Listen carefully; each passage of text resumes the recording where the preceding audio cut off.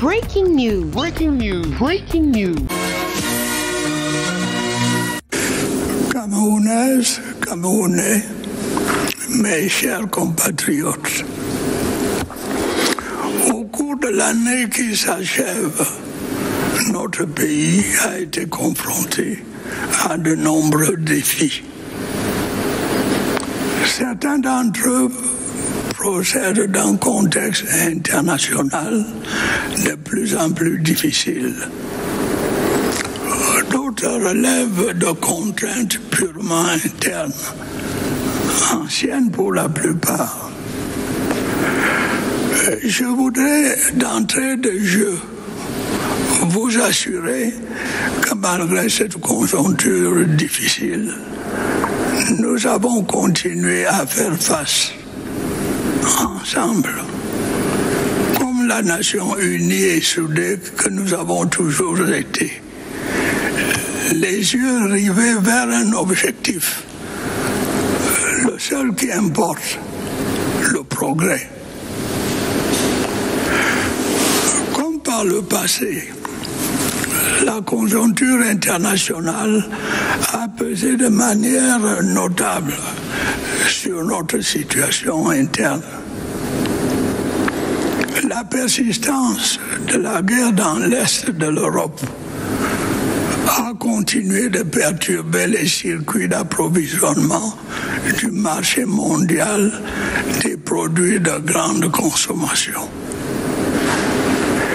Les prix des denrées alimentaires et les cours des ressources énergétiques n'ont dès lors pas cessé d'augmenter, en même temps que se durcissaient les conditions d'accès au financement extérieur.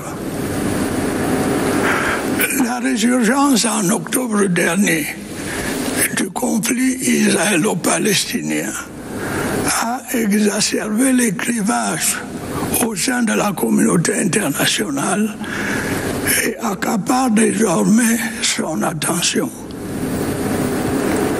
Cette situation, comme il fallait s'y attendre, a eu des répercussions négatives sur notre pays. Elle a entraîné une augmentation généralisée des prix des produits de grande consommation et par conséquent du coût de la vie. Elle a également généré des pénuries diverses, y compris en ce qui concerne les produits pétroliers. Mes chers compatriotes, les difficultés que je viens d'évoquer n'ont en rien entamé ma détermination à œuvrer au bien-être des populations qui m'ont fait et continuent de me faire massivement confiance, loin s'en faut. Malgré le contexte défavorable, le gouvernement a, sous mon autorité, poursuivi son action avec une détermination accrue. Les efforts méritoires engagés après la pandémie du Covid-19 en vue de la reprise économique ont produit des résultats appréciables. La résilience de notre économie s'est confirmée. À preuve, notre taux de croissance a continué de progresser et est estimé à 3,9% en 2023, grâce notamment aux performances du secteur non pétrolier. Les mesures de soutien à la consommation mises en œuvre par le gouvernement ont permis de maîtriser l'inflation et de la stabiliser à environ 6,7%. L'exécution de multiples projets s'est poursuivie ou a été lancée dans différents domaines afin de répondre aux aspirations des populations et d'améliorer leur bien-être. Je voudrais m'attarder quelque peu sur les secteurs les plus sensibles. Le projet d'alimentation en eau potable de la ville de Yaoundé et ses environs à partir du fleuve Sanaga est quasiment achevé. Sa mise en service prochaine permettra de résorber substantiellement le déficit en eau potable de la ville de Yaoundé. Les études relatives au projet d'adduction d'eau potable à Douala et ses environs sont bien avancées. À terme, cette ville bénéficiera de 400 000 mètres cubes d'eau supplémentaires par jour. Par ailleurs, le gouvernement a engagé la remise à niveau des stations de production d'eau potable dans plusieurs villes secondaires, à l'instar de Tchang, Yabassi, Karoaboula, etc. Les efforts nécessaires continueront d'être faits pour réhabiliter et étendre les réseaux de distribution de cette précieuse ressource à l'intérieur de nos villes et villages, afin de la rendre plus accessible aux ménages. Des avancées considérables ont également été enregistrées dans le secteur de l'électricité, en vue de résorber le déficit énergétique de notre pays. Environ 44 000 panneaux solaires couvrant 40% des besoins d'électricité dans nos 3 régions septentrionales ont été installés. Le barrage de Naktigal, d'une capacité de 420 MW, sera mis en service dans quelques jours. L'usine des pieds du barrage hydroélectrique de Lompanga sera également opérationnelle en 2024. Elle permettra d'accroître l'offre énergétique dans la ville de Bertoua et ses environs. Plusieurs autres projets d'ouvrages hydroélectriques sont également envisagés ou en train d'être lancés. Il s'agit notamment des barrages de Kikot, de Mikouba, de Grand Téouin et de Biné à Warak. À terme, la capacité installée de tous ces ouvrages va assurer à notre pays l'autosuffisance en matière d'énergie électrique. Elle nous fera en plus accéder au statut envié de pays exportateur d'électricité. Mes chers compatriotes, je sais à quel point les coupures récurrentes d'eau et d'électricité impactent votre quotidien et perturbent vos activités. J'ai pu vous assurer que le gouvernement ne ménage aucun effort pour améliorer la situation dans ces secteurs névralgiques. J'ai prescrit à mes services de veiller auprès des administrations concernées à la célérité tant des procédures administratives que de la recherche des financements y afférents. Les mêmes instructions ont été données s'agissant de la nécessaire amélioration de la situation de nos infrastructures routières.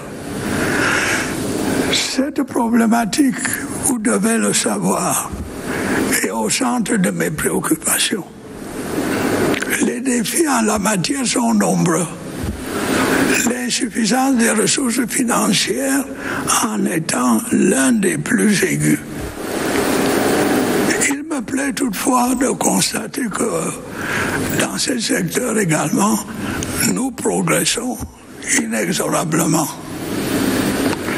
Je me réjouis ainsi de ce qu'au cours de l'année qui s'achève, plus de 700 km de routes ont été bitumées ou réhabilitées sur toute l'étendue du territoire national. De nombreux nombreux ouvrages d'art ont également été construits à cette occasion. Les travaux de construction de la boucle de la Lekié, ainsi que des routes Kumba et Kondotiti et Babajou Bamenda ont démarré et vont se poursuivre à un bon rythme.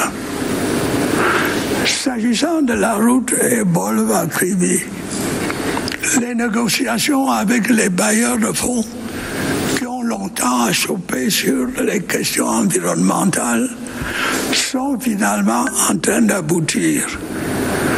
Toutes les dispositions nécessaires seront prises pour que la construction de cette route, tant attendue par les populations concernées, démarre effectivement en 2024. J'ai récemment donné des instructions en vue de la réhabilitation de la route Gaoundéré-Garoua. Les négociations se poursuivent également avec nos partenaires financiers en vue de l'achèvement des travaux de construction de la route Mora-Dabanga-Kousseri et de la réhabilitation des routes Edé-Akribi et Douala-Bafoussam. La réflexion des voiries urbaines se poursuit dans les villes de Maroua et de Ngaoundéré. Le programme y afférent va s'étendre à d'autres capitales régionales. Les projets autoroutiers ne seront pas en reste au cours de l'année qui s'annonce, avec notamment le démarrage de la construction de la section urbaine de l'autoroute Yaoundé-Simalène et celui de la phase 2 de l'autoroute Yaoundé-Douala. En outre, face à la dégradation de la situation en la matière, j'ai prescrit au gouvernement de trouver en urgence une solution pérenne au problème du ramassage des ordures ménagères dans nos villes, en collaboration avec les communes et les communautés urbaines. Camerounaises, Camerounais, mes chers compatriotes, au cours des dernières semaines, vous avez été confrontés à une pénurie de produits pétroliers qui vous a causé de nombreux désagréments.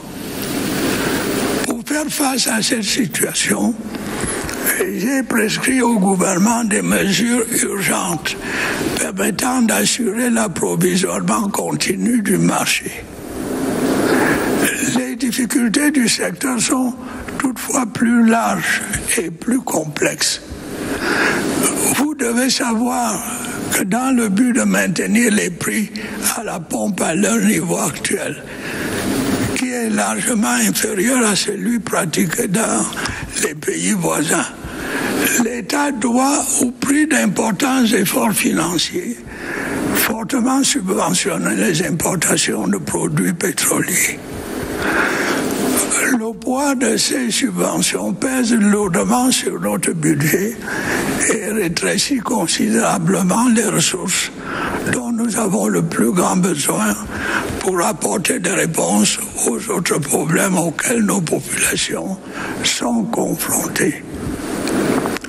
L'année dernière, le gouvernement a été amené à procéder à un léger relèvement des prix des carburants à la pompe.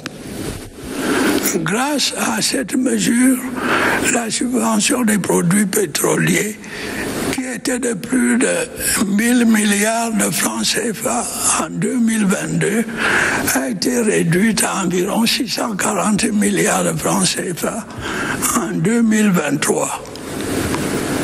Cependant, cette subvention continue de peser significativement sur le trésor public. Nous n'aurons très certainement pas d'autre choix que de la réduire de nouveau.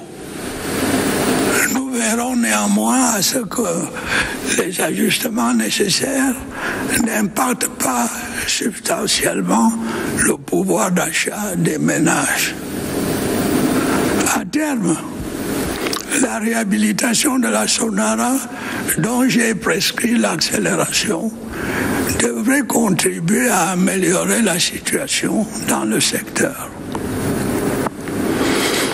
Mes chers compatriotes, il est loisible de constater que malgré la bonne volonté des pouvoirs publics, la mise en œuvre des différents projets devant permettre de répondre aux aspirations de nos populations se heurte à une contrainte majeure, celle de l'insuffisance des ressources financières nécessaires.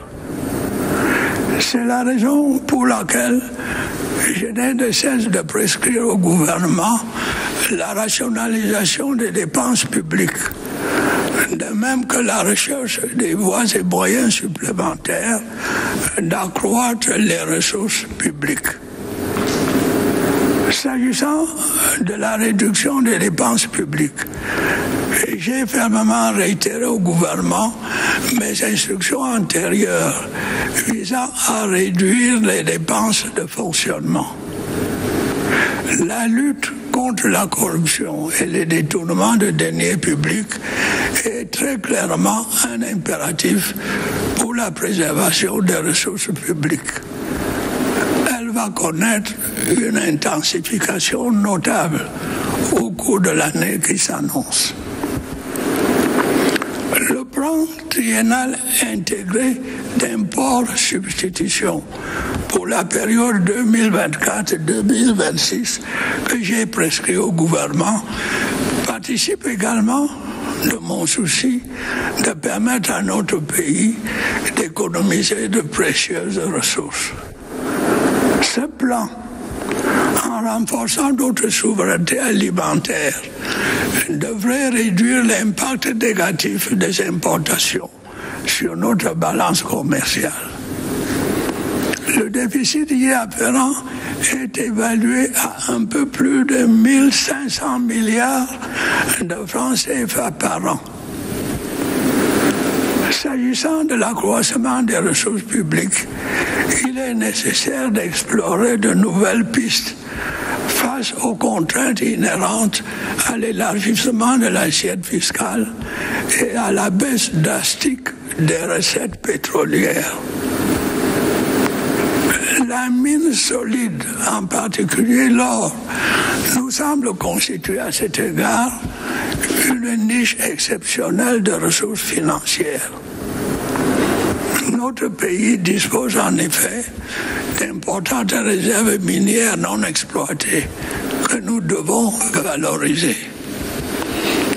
Je me réjouis du démarrage des projets miniers que j'ai annoncé l'année dernière concernant l'exploitation des gisements de fer de Kribi-Lobé, Pipidi Grand Zambi et Mbalam Nabeba. L'amélioration du climat des affaires est à l'évidence une condition essentielle à l'attraction des investissements étrangers, ainsi qu'à la création d'un secteur privé vigoureux, susceptible, grâce à une création dynamique d'emplois et de richesses, de faciliter notre accession à l'émergence. La confiance dans le système judiciaire participe inévitablement de la perception du climat des affaires. La justice est, comme vous le savez, l'un des piliers de l'état de droit. Il est donc impératif qu'elle agisse en toute impartialité et soit imperméable aux interférences de toute nature. Je voudrais vous assurer qu'en tant que garant de son indépendance, je continuerai à prendre toutes les mesures nécessaires à son bon fonctionnement. Mes chers compatriotes, permettez-moi à présent de dire quelques mots sur le secteur de l'éducation nationale. Malgré les efforts du gouvernement, la sérénité n'y est en effet pas complètement revenue. Pourtant, des efforts méritoires ont, de l'avis même des concernés, été consentis par le gouvernement à cet égard. En dehors des nombreuses mesures de divers ordres qui ont été prises par les administrations concernées, plus de 72 milliards de francs CFA ont été débloqués en 2023 pour prendre en charge les dépenses y afférentes. Une provision complémentaire de 102 milliards de francs CFA a également été constituée dans le budget de l'État au titre de l'exercice 2024 afin d'apurer les dépenses résiduelles. Il sera dès lors difficilement admissible que l'éducation de nos enfants continue d'être prise en otage par une frange d'enseignants dont les motivations réelles semblent s'écarter des objectifs affichés. Je voudrais être clair à cet égard. Autant je suis soucieux de voir les enseignants bénéficier des conditions appropriées pour l'exercice de leur noble métier, autant je suis intransigeant pour le respect du droit à l'éducation de notre jeunesse. Des mesures fermes vont à cet égard être prises pour veiller à ce que nos enfants ne se retrouvent pas victimes d'une éducation au rabais. Un dialogue constructif se poursuivra par ailleurs avec les syndicats reconnus pour progresser sereinement vers la prise en compte des aspirations et des préoccupations des enseignants. Mes chers compatriotes, au plan sécuritaire, de nombreux accidents de la route ont continué d'endeuiller nos familles et de priver notre pays de ressources humaines précieuses. Je voudrais le dire clairement, cela n'est pas acceptable. J'en appelle une fois de plus au sens des responsabilités des conducteurs et des propriétaires des agences de voyage. Toutes les mesures nécessaires doivent être prises pour assurer la sécurité des passagers et des autres usagers de la route. Le gouvernement, pour sa part, va renforcer ses efforts en ce qui concerne l'amélioration de l'état du réseau routier, mais aussi pour ce qui est de l'application vigoureuse des mesures nécessaires de prévention et de répression. Mes chers compatriotes, grâce à la collaboration active des populations avec nos forces de défense et de sécurité, la situation dans les régions du nord-ouest, du sud-ouest et de l'extrême nord s'est significativement améliorée. Elle permet désormais la mise en œuvre sereine des plans de reconstruction et de développement des dites régions. Les exactions criminelles des terroristes n'ont cependant pas totalement disparu. Les populations civiles en sont malheureusement les principales victimes. La ville de Bamfé a été, le 6 novembre 2023, le théâtre du massacre barbare d'une vingtaine de civils en pleine nuit. Je condamne avec la dernière énergie de telles atrocités qui défient la raison et qu'aucune cause ne saurait justifier. J'encourage nos concitoyens des régions en proie au terrorisme à continuer de collaborer avec les forces de défense et de sécurité, dont je salue la bravoure et le professionnalisme. Et je réitère à l'endroit des groupes armés mon appel à déposer les armes et à rejoindre les centres de désarmement, de démobilisation et de réintégration. Je note avec satisfaction qu'un nombre croissant de ces combattants a effectivement répondu à cet appel ces dernières semaines. Quant à ceux qui persistent dans la voie criminelle, qu'il s'agisse du terrorisme ou du grand banditisme, le sort qui les attend n'est pas enviable. Ils doivent savoir que notre volonté inébranlable d'assurer la sécurité de nos concitoyens ne faiblira pas.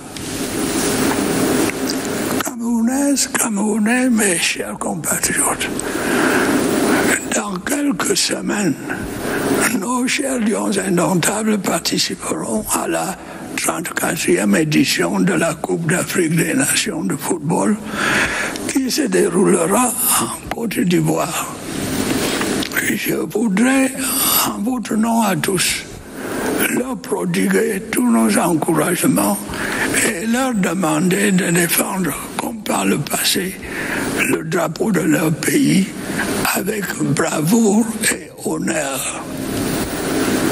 Je vous souhaite à toutes et à tous une bonne et heureuse année 2024.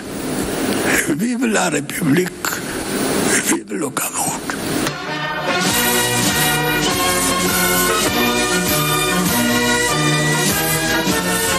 Retrouvez toute l'actualité afro-mondiale en ligne et en multidiffusion sur CNN, C-Web Info et plateformes digitales, Facebook, YouTube, Instagram et en simultané sur Radio Voltage 2.